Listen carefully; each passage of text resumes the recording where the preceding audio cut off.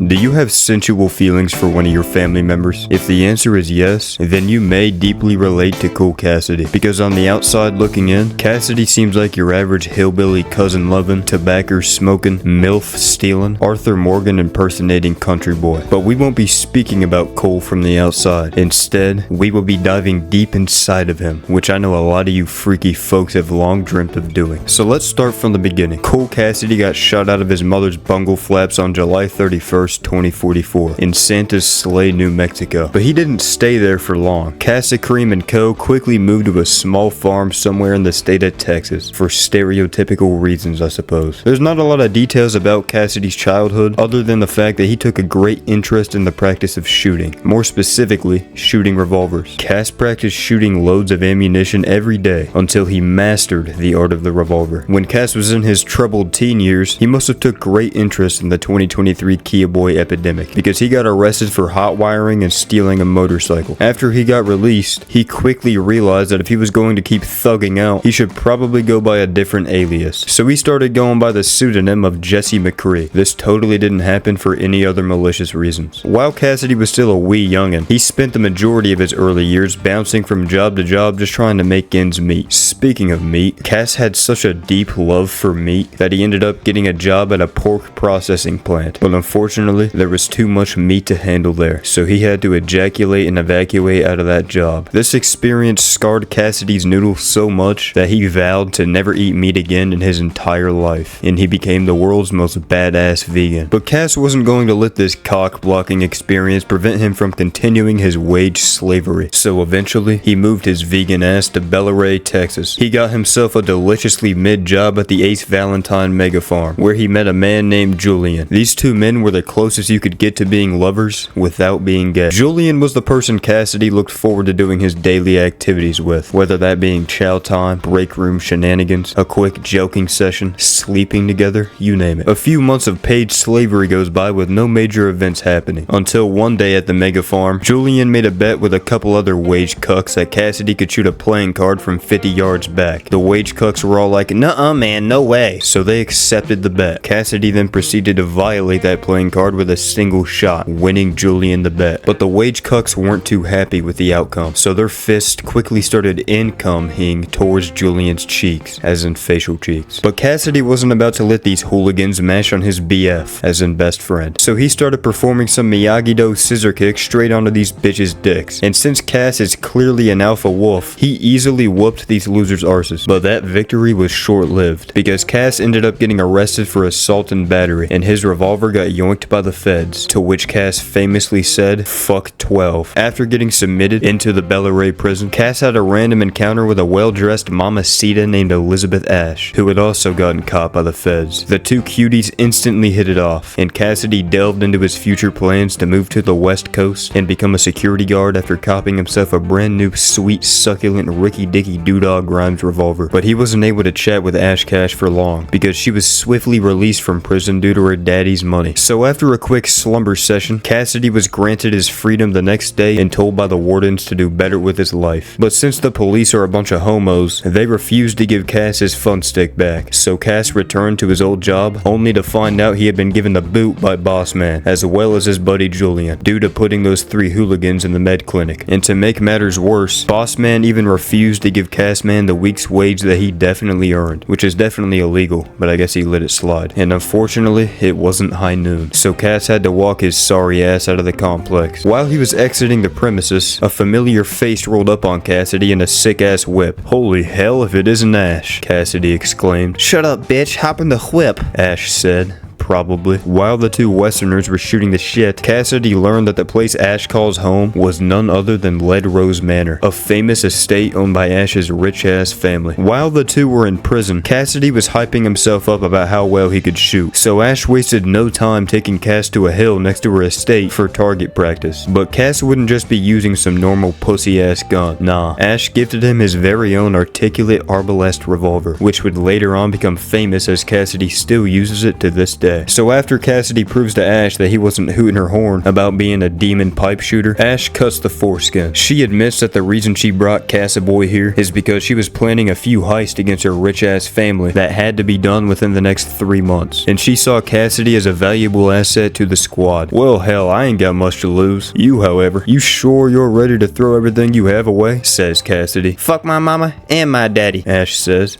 Probably. The two waste no time in preparing for their first heist as a duo. It's a bit of a tedious story, so I'll just skip most of the details. The target was an Arbalest fulfillment center that Ash had the schematics to, so getting into the facility was a relative ease, since all she had to do was steal her relative's keys. Their goal was to find as many crates as possible to yoink out of the basement and escape undetected. However, that did not happen. As they were on the elevator with these cargo crates, a proximity alarm went off. The crates had gone too far past their intended storage area, and what really fucked them in this situation is that if they failed to enter the correct number combination, it would violently explosionate. So thinking fast, Cassidy grabbed 2 rifles that they'd stolen out of the basement, and together, Ash and Cass climbed up out of the elevator shaft with the help of Ash's battery-operated boyfriend pulling them out. After a long run across a vast open desert trying to evade security drones, they had managed to escape. The heist did not go as well as they hoped it would, but at least they were alive. Back at the estate, Cass and Ash discussed potential members to join them in the following heist. Ultimately, they landed on 2 concrete teammates. Frankie, who was a prior member of a rival gang called the Diamondbacks. No, not the ones from Arizona. Frankie was an excellent hacker that could ease infiltrations greatly, as well as Cassidy's not-boyfriend Julian, who excelled with demolitions. Over the next 2 months or so, the 4 of them pulled off multiple successful heists with relative ease. With relative ease. Over the previous couple of months, Cassidy found himself opening up with his teammates more and more, and eventually treating them as family. He had finally found people who genuinely cared about him and who actually understood him. A few days later, the gang set out to meet with their latest client at this little restaurant called The Hopper. But their client must have been a massive fan of Sneeko, because she absolutely cucked the gang and sold them out to the Diamondbacks. The Diamondbacks threatened Ash and her gang to never partake in a heist again, or they would destroy everything. But Ash wasn't a bitch, she was a bad bitch, so she stood her ground and didn't show any signs of backing down. Ash wanted to squeeze in one more heist before ceasing operations for good. This would be the big score. The goal was simple. The gang was to simply rob a train shipment and escape unnoticed. Textbook stuff. But unfortunately, Julian tripped a motion sensor, alerting the security drones to their location, and they had to swiftly escape. It was an unsuccessful heist, and to make matters worse, the Diamondbacks somehow found out about the attempt, so they sent their best arsonist to burn down Ash's manor to the ground. While the chaos ensued, Julian approached Cassidy and revealed to him his penis. I mean that he was a traitor little bitch, and that he should probably take ransom from the Diamondbacks, and that way they could get to Ash easily. But Cassidy wasn't a little twink titty licker like Julian. Nah, he stands on business. Cassidy sternly said, "Go fuck yourself.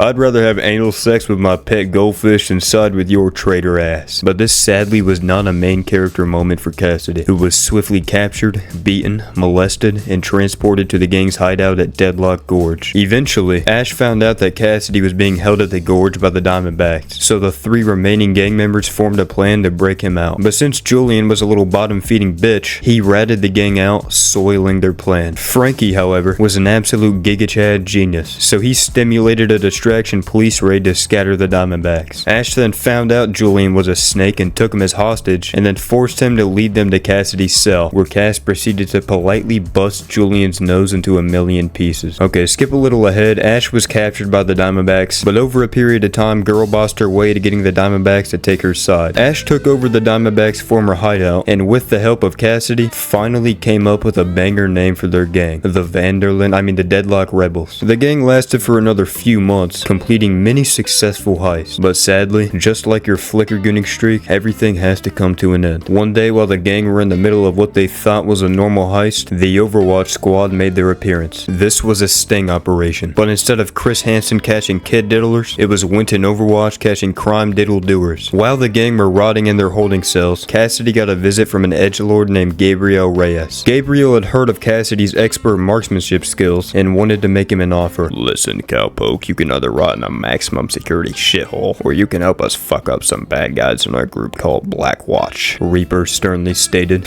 Alright, my nigga, Cassidy exclaimed. During McCrizzle's first training session, he got the attention of a lovely old lady by the name of Anna Amare. She noticed that Cass not only had immaculate instincts, terrific talent, and had the ability to stay chill in high-stress situations, but that he was also a charming young man who had heaps of potential. Cass respected Anna, as she could see through to the person he really was. He didn't get along with every member of Blackwatch, though. He was initially skeptical of fellow members Genji Shimada and Moira Deodorant. He went as far in saying he believed hiring Moira was a mistake, which I can agree with, but he never got hostile with him. Eventually, he met Farah Amari, and the two quickly became pals. Fast forward a few disastrous first missions, Cassidy was assigned to the Echo Project, where he was instructed by Reyes to protect its lead researcher, Dr. Lau. Cass had no problem holding his end of the bargain, because he truly believed in Lau's desire to create something greater than the world had ever seen before.